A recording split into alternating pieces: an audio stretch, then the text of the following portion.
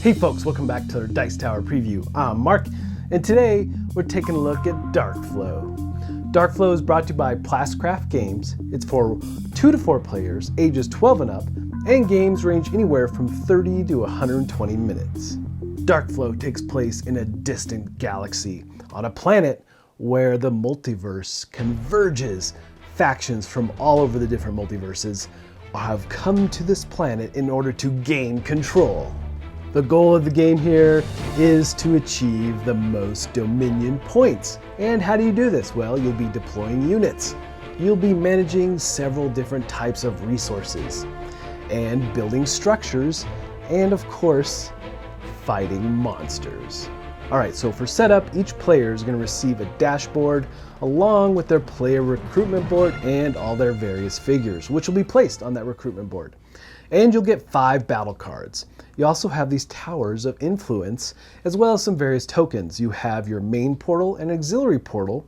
You've got bridges, you've got conquest tokens, and refinery tokens. And then finally, some of the other things you'll get for your dashboard are your action tokens and a set, one each, of resources, which you'll place in the middle of your dashboard.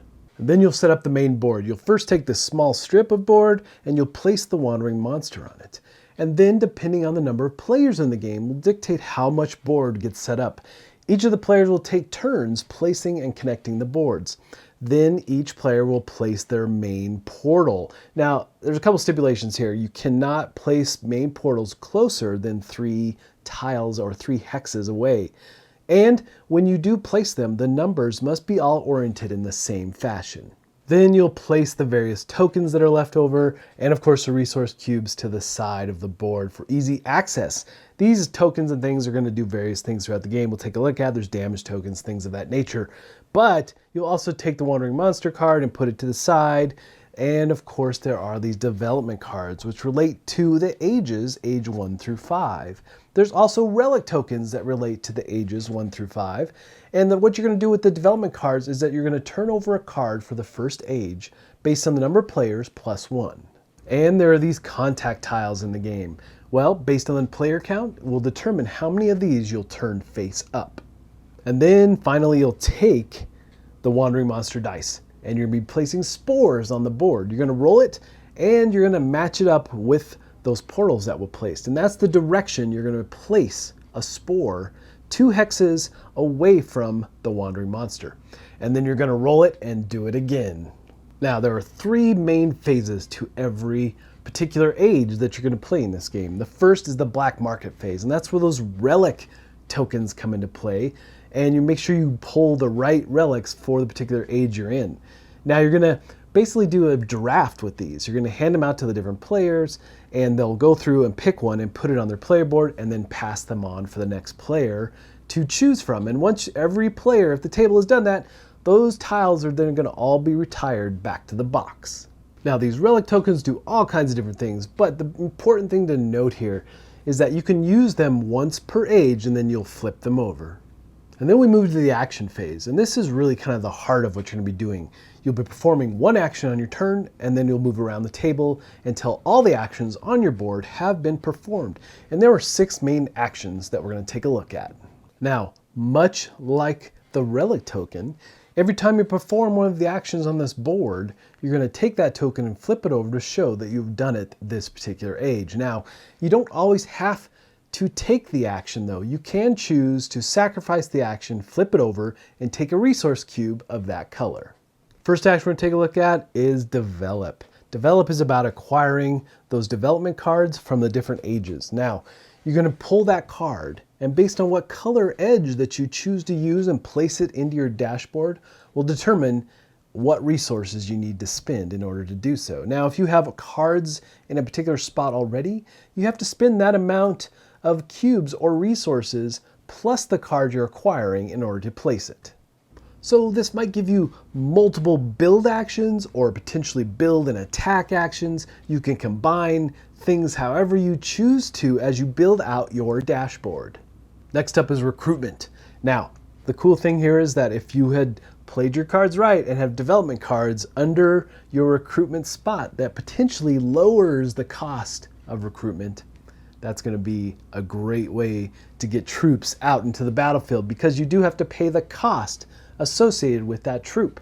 Now, troops are going to land or appear in the portals. And depending on which portals you have out, either just your main one or your main and your auxiliary, well, whatever portal's empty will be the troops will show up there. Now, the interesting thing here is that there are no limits. You can keep deploying troops as long as you have resources to do so. And those troops will keep appearing in the particular portals that have the least amount of troops. Movement is just like it sounds. You're going to be moving troops across the battlefield. Now, there's a couple things here. Movement is based on the different types of troops. There's stats on the recruitment board to show how far they can move. And as they move, the particular hexes that they leave, you'll drop conquest tokens. Now, you can't end your movement in a hex where a rival's worker may be or a tower of influence, but you can pass through those areas as you move across the battlefield. And you can have as many of your troops as you wish in any particular hex. Now, if you happen to end your movement in a hex that has a rival conquest token, well, then you're going to remove that token off the board. Next, let's take a quick look at attack. What you're going to do is designate the hex that you're going for, and you have to follow the movement rules of your troops in order to move them into that hex. Now, the thing here is that you are going to be rolling dice. And there's different levels, different powers based on you compare values between the two different troops, or you might be playing battle cards to help you out.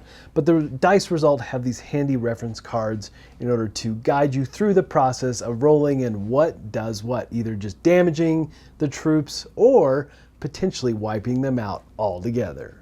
And if you happen to eliminate the troop, then it goes back to the recruitment board and you take a look at what kind of reward that you'll receive. Now, if you happen to be fighting the wandering monster, then you'll take the card, giving you points at the end of the game. Or if you happen to defeat your rival player's leader, you'll actually capture that leader figure and put it on your side of the table. Next up, we have extraction. Extraction is all about getting more resource cubes. So you take a look at the board, and wherever you have workers or refineries, that particular hex color will be the type of resource cube that you will pull, and then again place in the middle of your dashboard. And then finally, let's take a look at the build action. Now, if you look at your player board, it shows the cost for the different things that you can build. Tower of influence, it might be a refinery or a bridge. Now, you have to have one of your workers out in a hex in order to build one of these things. You need workers to build. And the blue hexes are where you would want to build a bridge so you can more quickly cross this area. Tower of Influence allows you to put the tower in a hex, then that tower is kind of a stronghold, so to say, and it can no longer be an attacked area. So that's pretty cool. And then of course, refineries are all about getting resources. Now, if you happen to have a refinery out there and a wandering monster appears there, or a rival faction drops into your area where the refinery is, that refinery is basically shut down while those enemies are present. And there are some free actions you can perform on your turn. Things like activating your relics. You can activate all your relics once per age. And you can open another portal if you haven't already. And you can summon your leader to the battlefield, which you might want to do. And then you have the potential to use a boost token. Now, you may have acquired a boost token in a couple different ways out on the board. Maybe it was a Spoils of War that you acquired a boost token. But boost tokens basically allow you to do free actions. Or if you hang on to them, they give you points at the end of the game. And then we have those contract tokens, and you can acquire as many of these as you want, as long as you have the resources to pay for it. And then once you end your turn, then those contracts get refilled. And it's important to note that at the end of your turn, you can only have 10 resources in your player area. And then we move to the recovery phase. This is the end of the age. The first thing that happens is the first player marker moves to the next player on the left, and then you will recover all your actions, getting ready for that next age, flipping the tokens back over and prepping your player board. And then the wandering monster will move. You're going to roll the dice. And if the wandering monster happens to land where a troop is, then battle will begin immediately and you'll have to resolve that. And then finally, you'll take a look at the development cards that were played. You'll gather them up and you'll discard them and pull the next age cards and prep them for this next round. And so the game comes to an end after the 5th age is complete, and then you're going to total up points. You're going to first look at territories. Whoever has the most gets 10 points, second 6, and third 2. And that's for each territory. Now you also get points for boost tokens, for spore tokens, and for your towers of influence. You also get points for summoning the portal, defeating your rival's leader, or summoning your leader, as well as defeating the wandering monster. And you get points if you were able to deploy the different types of troops to the board, all of them off a particular area, and there's different point totals for the different types of troops. And of course, all the contracts that you've been acquiring throughout the game, you'll get points for those as well. So as you can see, there's lots and lots of ways to get points, and whoever has the most will be the one to take over the Dark Flow. All right, folks, just a reminder once again, this has been a Dice Tower paid preview. Everything you've seen here has been in prototype form, so keep a close eye on the campaign for any changes that still may occur. Now, with that said, this game has a lot going on, and I really like how it mixes and matches up every time based on those development cards and how you can chain together all kinds of possibilities into these actions. It can really change up how the game plays.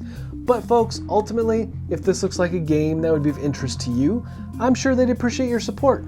So I think that's it for me, and until next time, we'll see you at the table. Thanks so much for watching another Dice Tower video.